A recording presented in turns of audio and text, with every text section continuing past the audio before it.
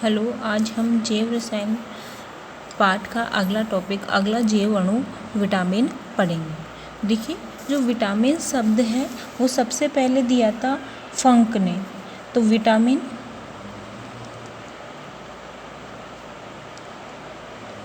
शब्द का प्रयोग सर्वप्रथम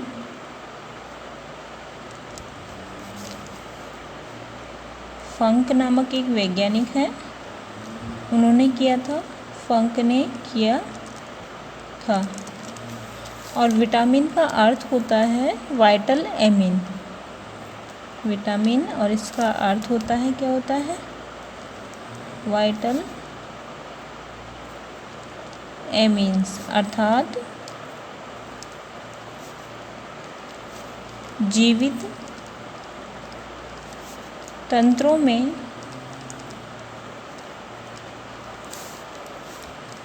मिलने वाला एमिन।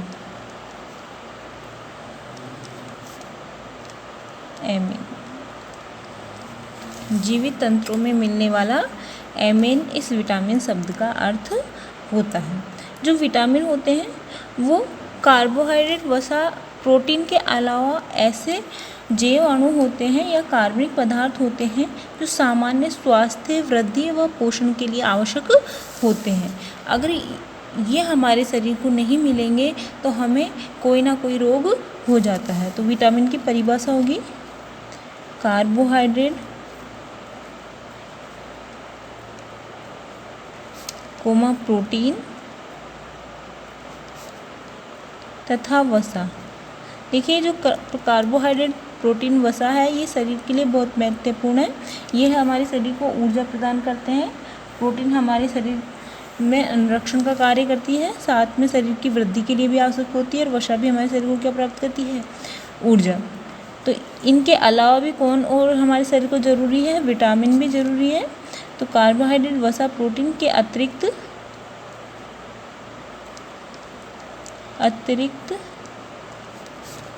वे कार्बनिक पदार्थ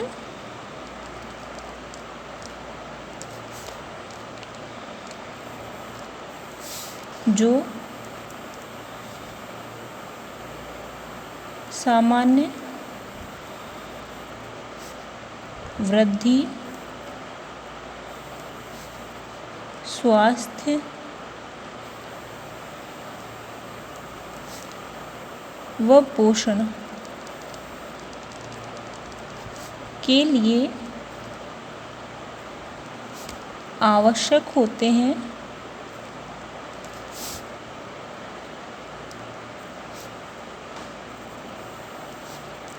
विटामिन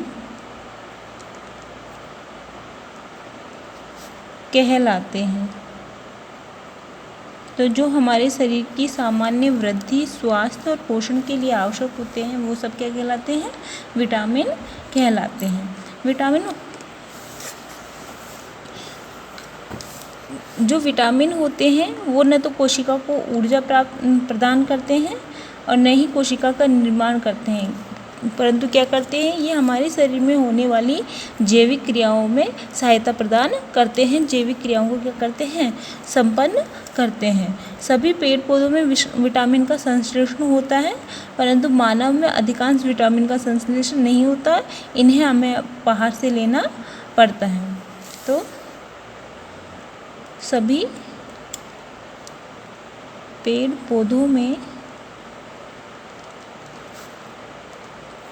इनका संश्लेषण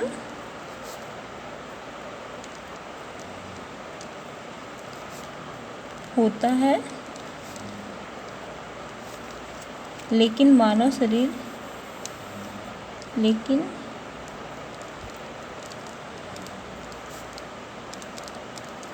में अधिकांश विटामिन का संश्लेषण नहीं होता।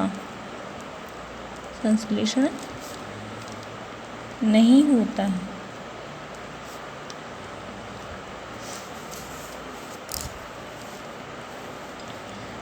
अब तक जो ज्ञात विटामिन हैं, अब तक 12 विटामिन ज्ञात हैं और इन्हें अपन किससे दिखाते हैं? अंग्रेजी के अक्षरों से, अंग्रेजी वर्णमाला से इनको दिखाते हैं। अंग्रेजी वर्णमाला के अक्षरों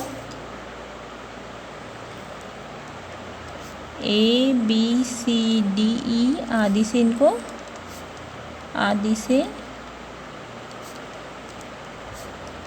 दर्शाते हैं। तो ये था विटामिन के बारे में सामान्य जानकारी। अब है विटामिन के प्रकार।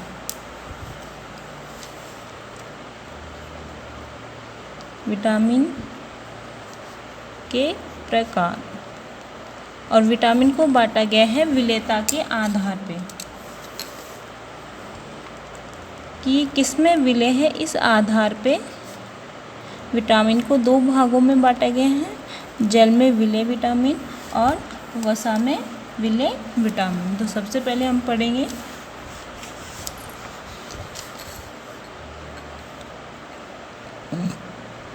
वसा विलेय विटामिन।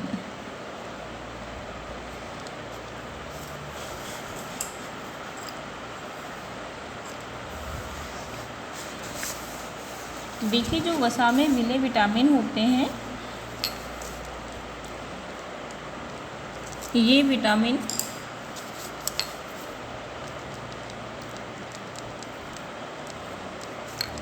जल में अविलेय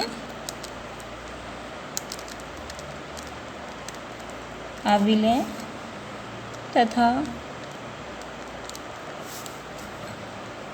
वसा में विलेय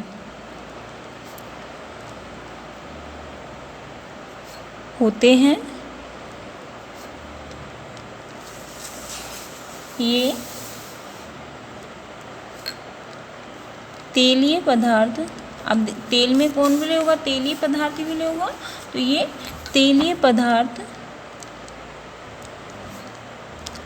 होते हैं और इसके उदाहरण हैं विटामिन A, D, E व K।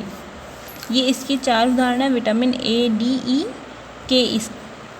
इसमें से भी जो विटामिन A व D है वो लीवर कोशिकाओं में अधिकता से मिलता है।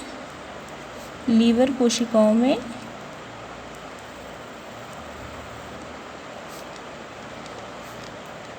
अधिकता से पाया जाता है। दूसरा विटामिन है, इसके बाद में वसा में विलेय के बाद में है दूसरा विटामिन जल में विलेय विटामिन।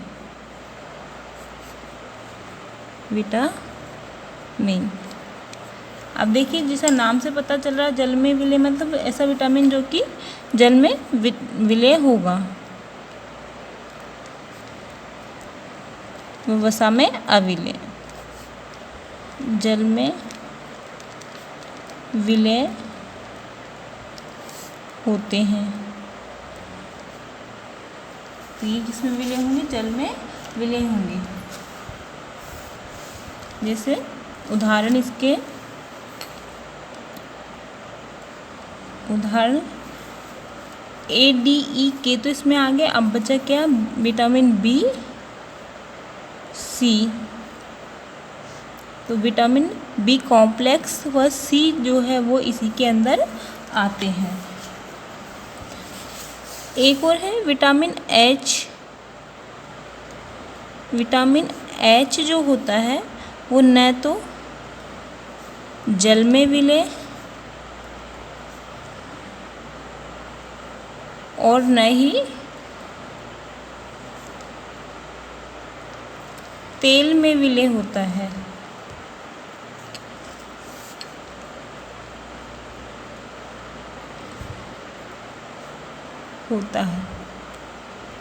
तो ये विटामिन्स के प्रकार थे। अब हम पढ़ेंगे विटामिन्स के कार्य।